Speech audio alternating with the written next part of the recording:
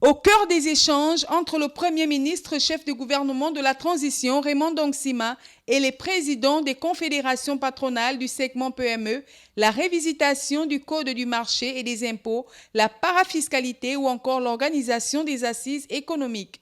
Nous avons demandé au Premier ministre d'organiser des assises économiques pour permettre à ce que justement,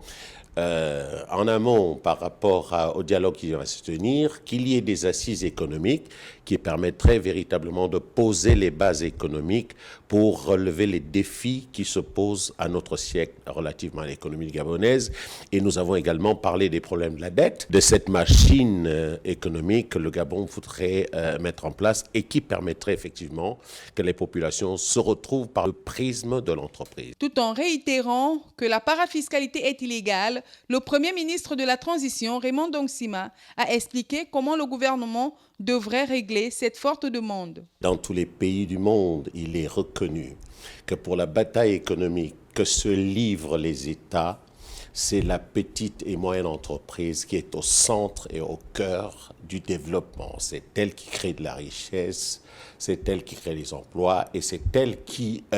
fait en sorte que le développement d'un pays se fasse véritablement avec apaisement, évidemment, avec moins de tensions sociales. Il est donc important